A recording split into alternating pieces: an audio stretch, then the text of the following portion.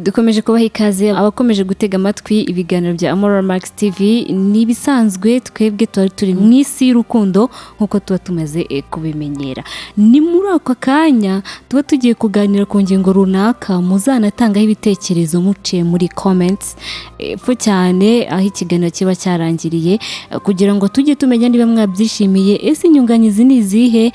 Ubutumwa tuba twabahaye uba bufite akamaro bwabagiriye, ibitekerezo byanyu ndetse n'ibibazo ku ngingo tuba twabaganirijeho, kugira ngo ejo cyangwa ejo bundi tuzajye tugenda tubategurira ibiganiro bifite icyo bivuze kuri mwebwe.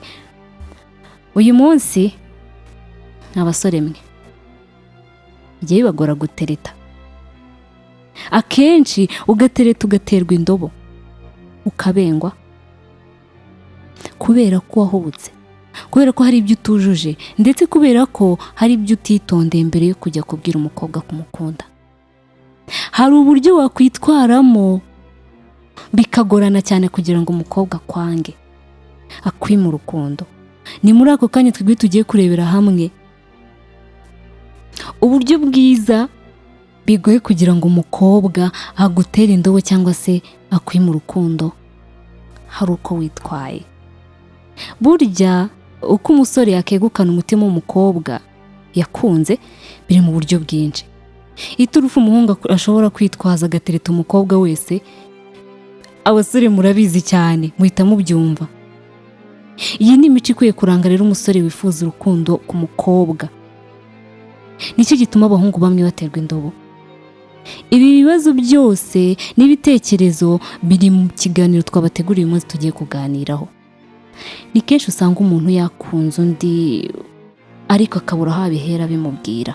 Burya umuntu aterwa indobo kubera uburyo yitwaye atereta. Iyo umukobwa nta gahunda agufiteho, ubimenya mbere yuko umubwira ijambo ndagukunda.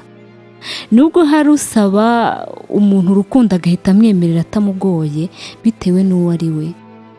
Burya kenshi ushobora guterwa akadobo bitewe n'uko wagiye nabi cyangwa se wabihubukiye. Nyamara iyo witwara neza byashoboraga gucamo kamwemeza.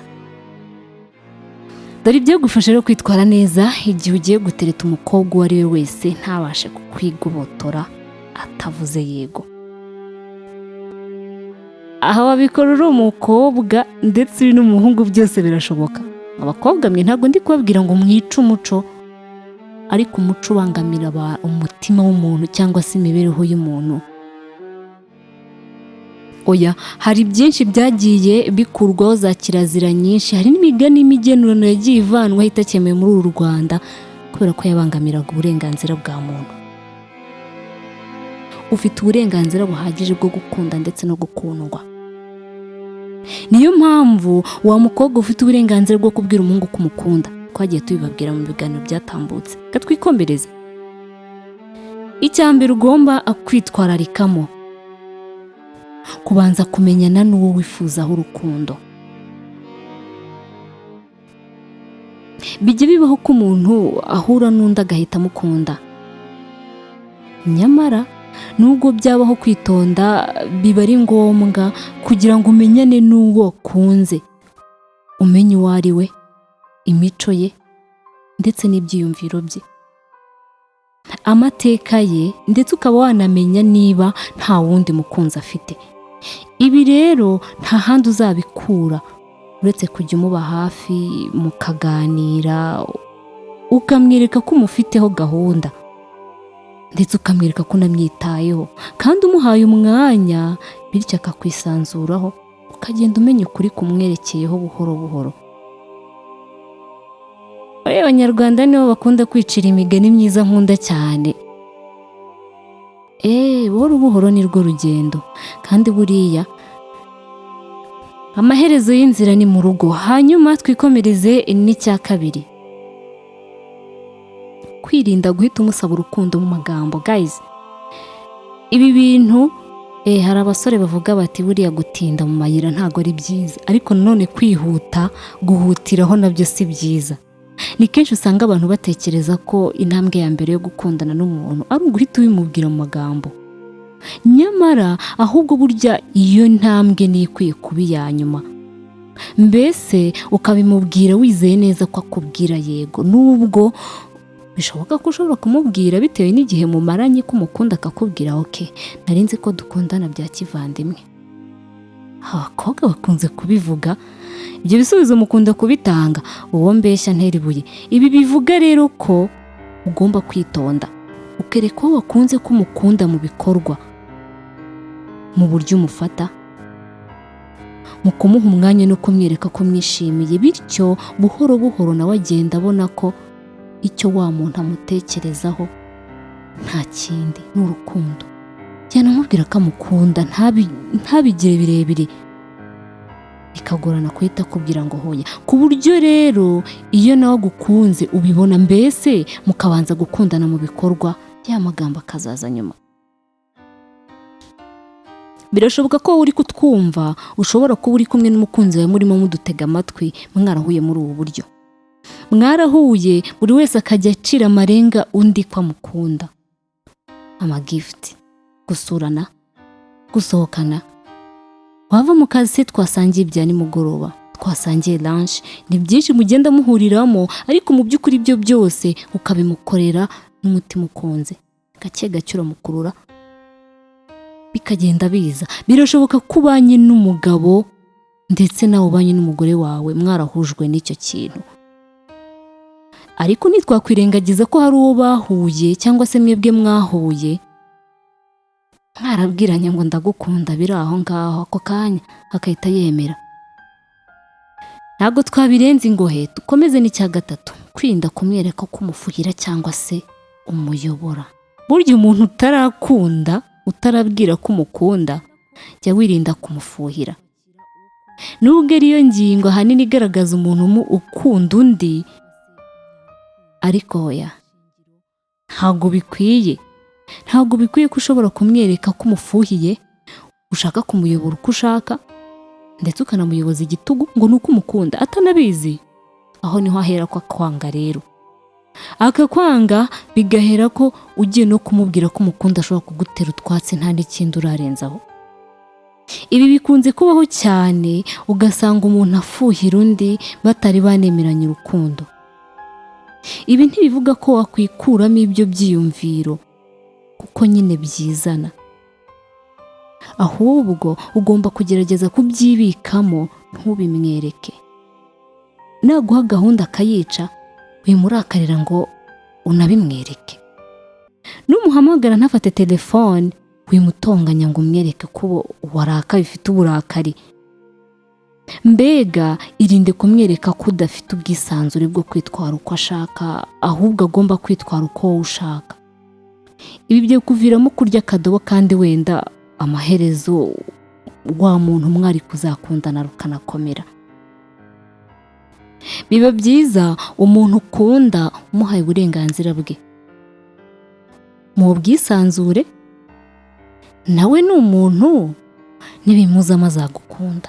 Urukundo rurizana ntiruhatirizwa. Nabo ugukunda azagukunda, wihatiriza wimwereka ko ushaka kumuyobora, afite uburenganzira bwe, cyane ko utari wanamubwira ko umukunda.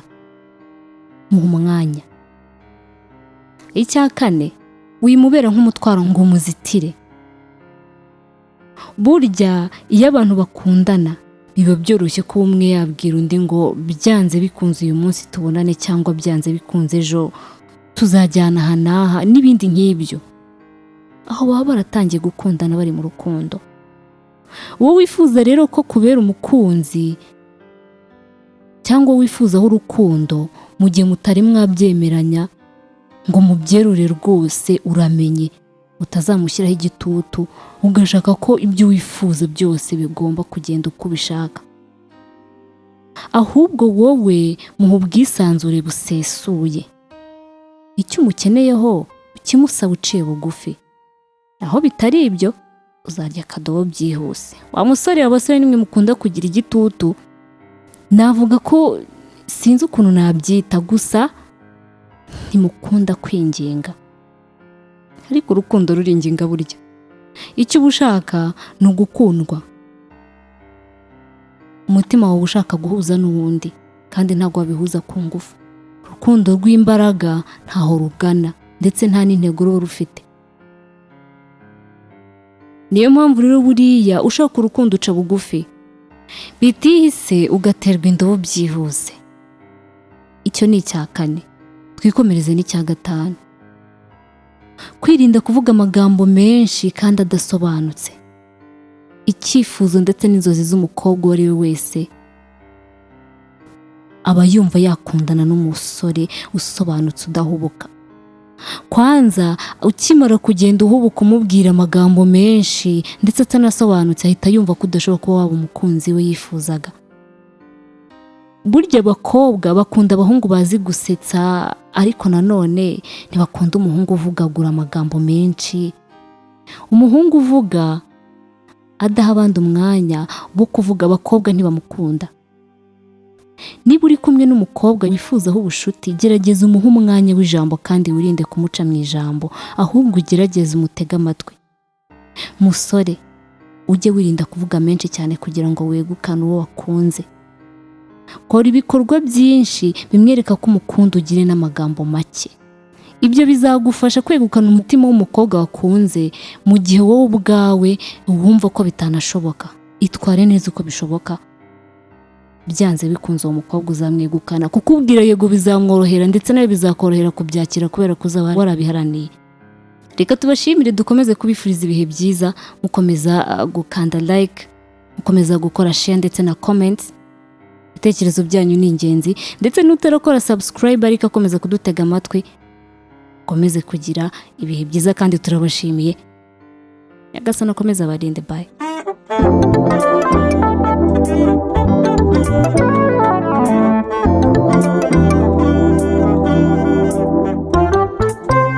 Amora Max TV, nothing but love.